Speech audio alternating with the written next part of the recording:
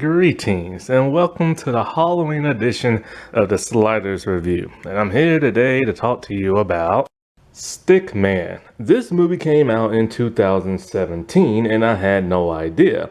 It's a sci-fi television movie and a pretty good one in my opinion.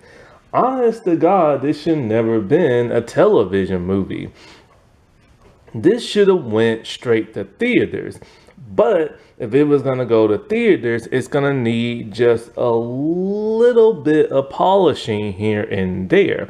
It needs a bigger budget because the Stickman CGI, while it looks okay for TV, it doesn't look okay for like a theatrical movie. I would have preferred if the Stickman was just like, well, a tall, really skinny, bony person wearing a suit, but oh well. They went the CGI route and they needed a bigger budget. Also, there needs to be more gore and blood. Sadly, that's just, I guess, and you know what? That's not even a sci-fi requirement because it's like, I assume because, okay, it's a TV movie, it's sci-fi. They don't want like a lot of cussing and a lot of blood. However, if you ever watched the television show Van Helsing, which I've covered on this channel, you know they love using dirty words and they have tons of blood gushing. Well, at least they did in the first season. They started to tone it down in the other seasons, but still, there's no excuse as to why this movie doesn't have that much blood and doesn't show nobody dying on screen. That's the problem I've been having with these movies as of late. But once again, this movie is directed and written by Sheldon Wilson. I'm actually starting to become a fan of this guy because the first movie I watched was A Night Before Halloween, which that video will go up on the 30th of this month. And I particularly didn't like it that much. It was way too confusing. It had a nice cast. It had a nice premise, but it was just confusing left and right. Then the other movie I saw of his was Never Knock, which that will upload on Halloween Day. And that movie was awesome. Once again, it should have went to theaters. And so I've noticed something. And those are the only other two movies of his I've seen. I'm gonna watch Scarecrow tonight. And so something I've noticed about his movies, they've been slowly improving every movie he gets per year and everything. Well, at least when he was doing this on Sci-Fi. Because I'm not sure how long ago he was doing this on Sci-Fi. I think Scarecrow came out in 2013. Then The Night Before Halloween was 2016. Then he had these other two in 2017. So he had some kind of contract with Sci-Fi. Not sure if he still has it now. The last movie he made on Sci-Fi was in 2018. Then he did a documentary series in 2020. And he recently just finally came out with a new movie in 2024, a slasher this time. But I don't know where it is, and I forgot the name of it. Maybe I'll check that out later. Crap, what was I saying about it? Oh, his movies keep improving every time he gets a new movie and everything, which is really good. I had some problems with, The Night Before Halloween because it's kind of where did this curse come from? And it's just a whole lot more confusing type stuff. Which, now he's starting to take the time to realize, okay, let's give this curse an origin story. Let's show how somebody passed it on, stuff like that. Also, I do like in this movie, he finally gave a person of color a lead. Thank God, because the other two movies I saw, I did not like how he wrote those people of color. Mainly the black ones and that one Indian dude. And so he finally gave a person of color, the leading role. And she's a pretty good protagonist and everything. However, once again, people of color are some of the first people to die in his movies. I'm sorry, but that's an old Hollywood horror movie trope that should not exist in today's times. It's like, seriously, how you gonna keep killing off all these people of color, some of the first people to die? There's like three. Um, Two half blacks and like an Asian girl. It's like, I just don't get that. But seriously, this dude is pretty good in horror. Like, that's pretty much what he specializes in. At least that's what I've seen on his profile and stuff. He reminds me of like R.L. Stein meets what's that dude called? Stephen King. Like, he reminds me of those two, but more so R.L. Stein. I like how he comes up with his own creative, like, monster. Their own creative way of destroying it, their own creative way of how it came to be and stuff like that.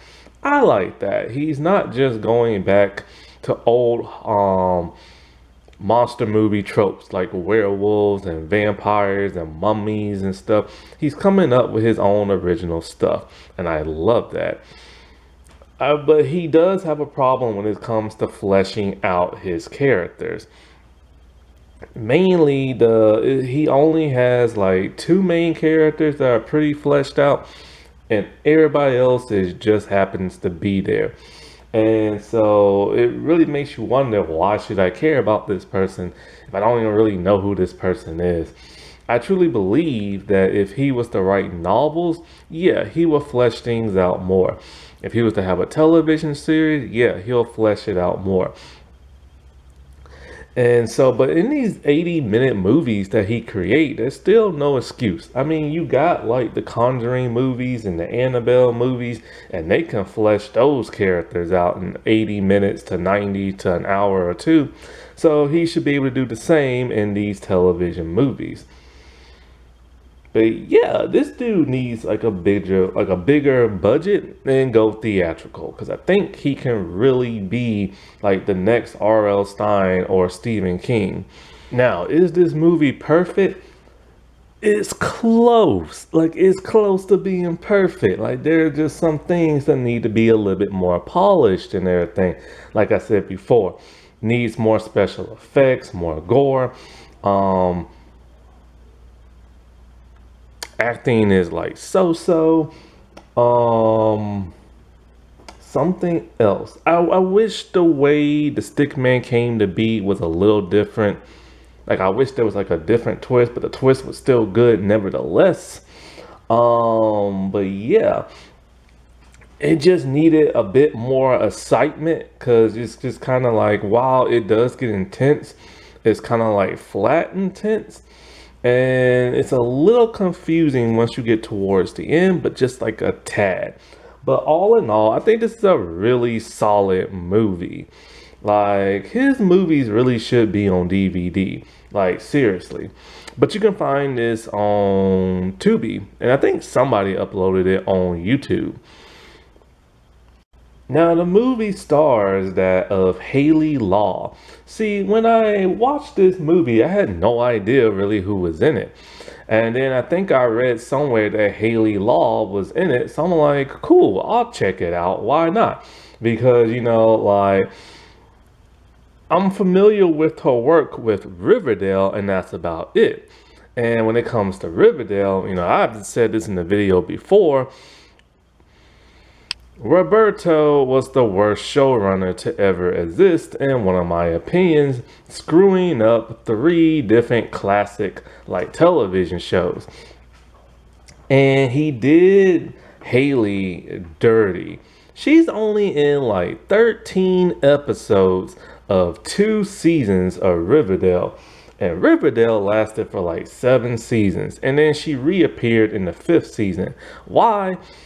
See, she played, I forget who, maybe Vanessa or something. She was part of Josie and the Pussycat Dolls. No, that's not what they were called. I'm thinking, okay, I'm getting my bands messed up. Josie and the Pussycats, is that it? You know, that old 70s band and everything. And so you would assume that Josie and the Pussycats would have been a big deal on Riverdale. But then two of their members just disappeared after the second season. And it's just kind of like, where are they at? Because they're high school students and everything. And that's because Roberto can't write people of color to save his life, despite being a person of color himself. And so, like, she was only in 13 episodes, which were messed up. But the girl on the right of Roberto, as you can see, she was also in Riverdale, and she's also in this movie. And when she was in Riverdale, she was in there for like 22 episodes, but I never saw her because she showed up in the third season and I stopped after the second. And so, like, trying to think of her name. It is Zone the Grand Mason. And so, yeah, she's also in this movie, and she was also in Riverdale. Now, both these girls, like, was in this movie before they joined Riverdale. I believe Haley joined the same year. So, Haley Law plays Emma. She is our main protagonist. And when her character was like 10 years old, something weird happened in the middle of the night.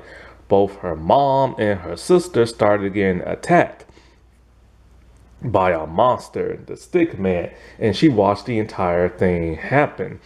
And so because of that, she had nowhere to go, but instead of putting her in the orphanage, because she started talking about like a monster and this and that, she got put in a mental ward, and she was in that mental ward for 10 years of her life.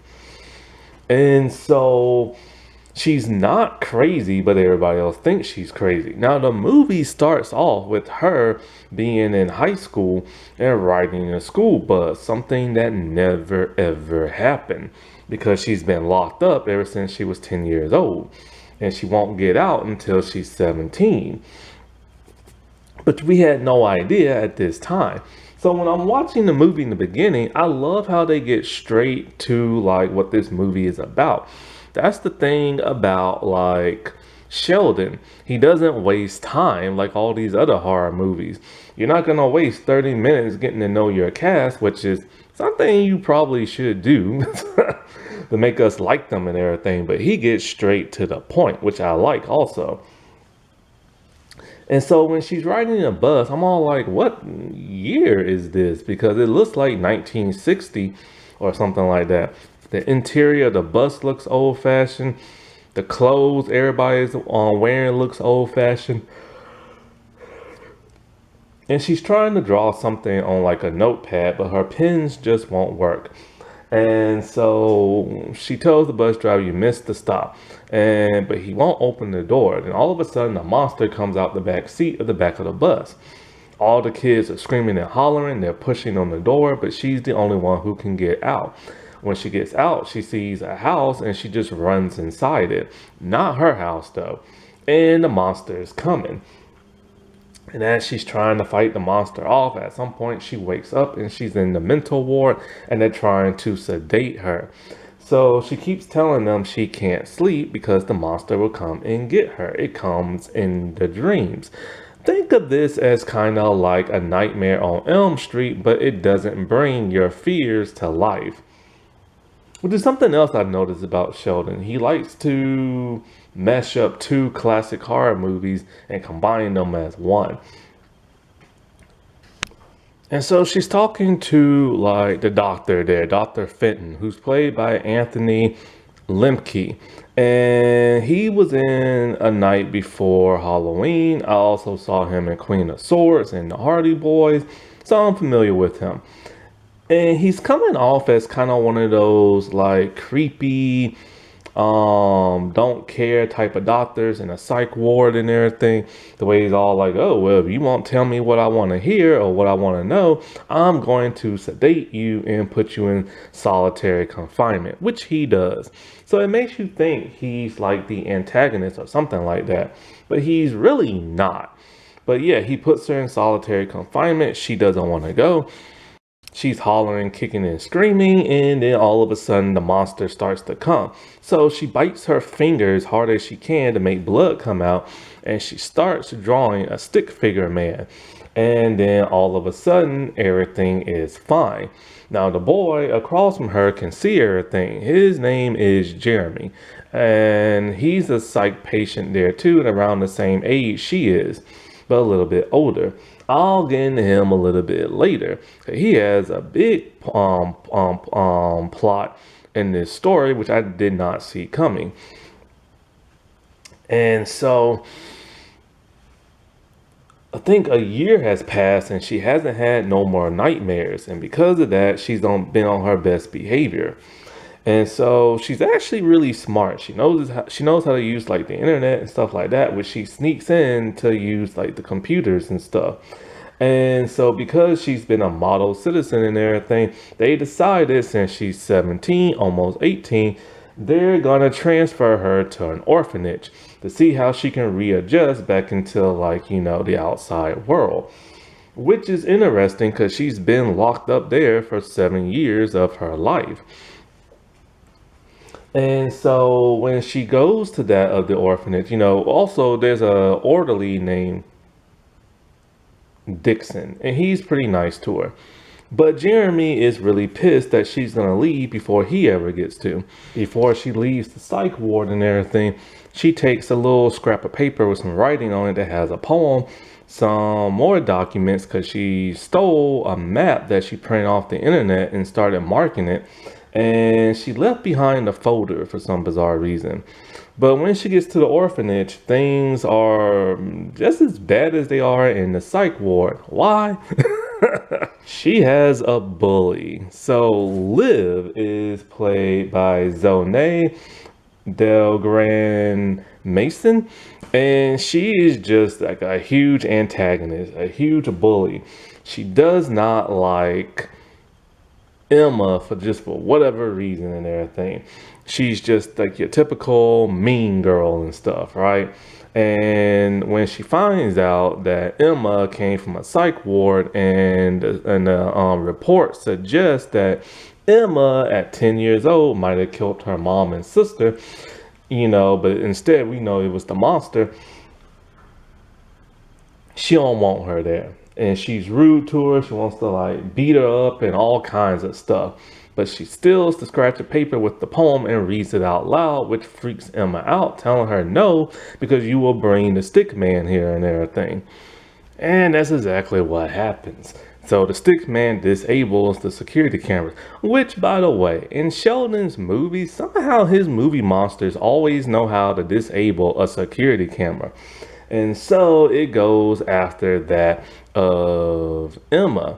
So she's hollering, she's screaming and banging on the door. So the people at the orphanage, the two adults, have to kick the door down, and everybody's searching the room and they just think she's crazy in the head because nothing is in there. But all of a sudden, Emma gets dragged back into like the darkness, so it freaks a bunch of the people out there, right? And so it kills the two adult women, and it tosses one of them out into the hall on like Liv.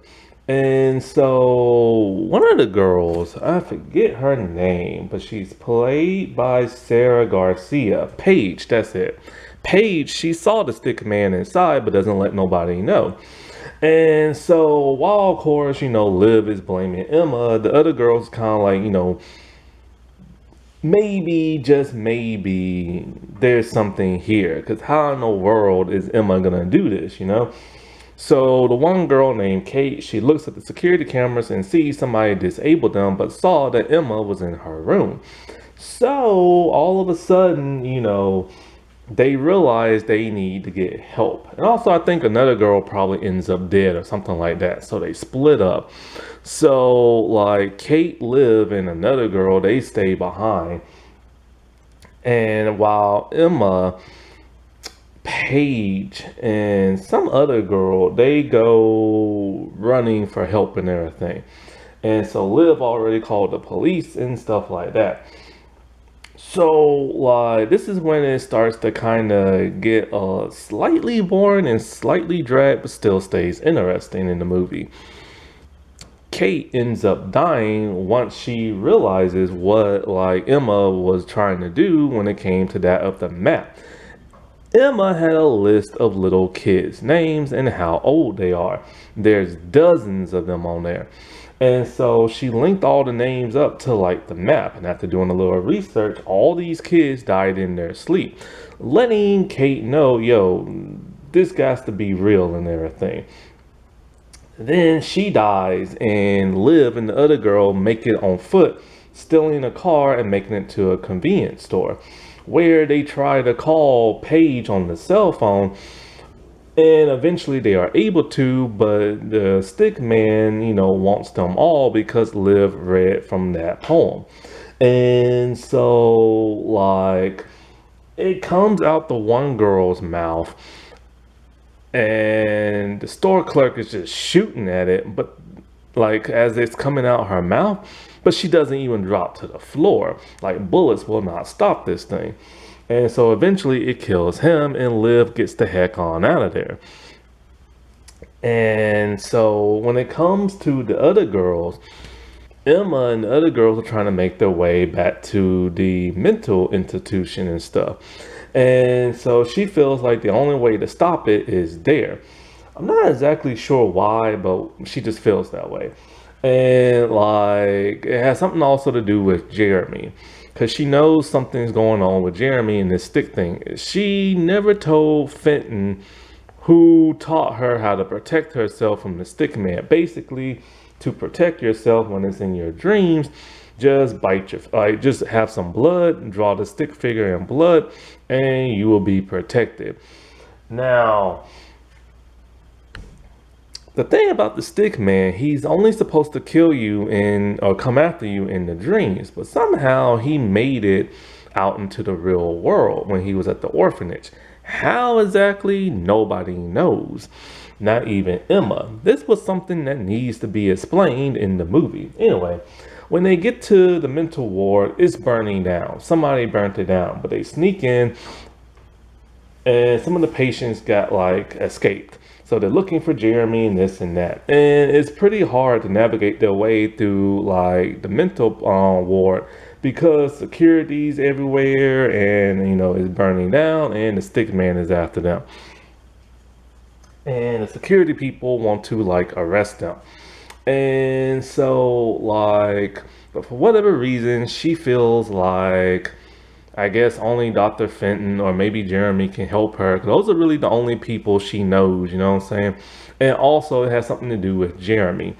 And so like, because Jeremy, she remembers when he was younger, he drew a stick figure man in blood. So she knows somehow this has to like point to him somehow. But she can't find him. And so she goes to Dr. Fenton's office, and he's been murdered, but not murdered in the way a monster will murder you.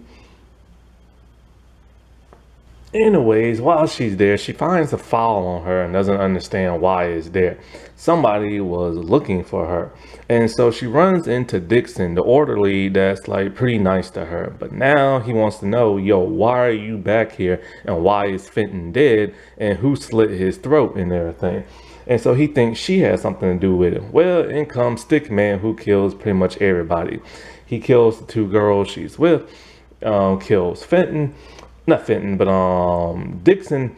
And so she tries to make her way outside the gate of like the mental place, where she finds Liv in a car who's bleeding and trying to warn her of the stick man. Eventually, stick man kills Liv, and Emma is able to get her way out of there, but makes her way to a bus.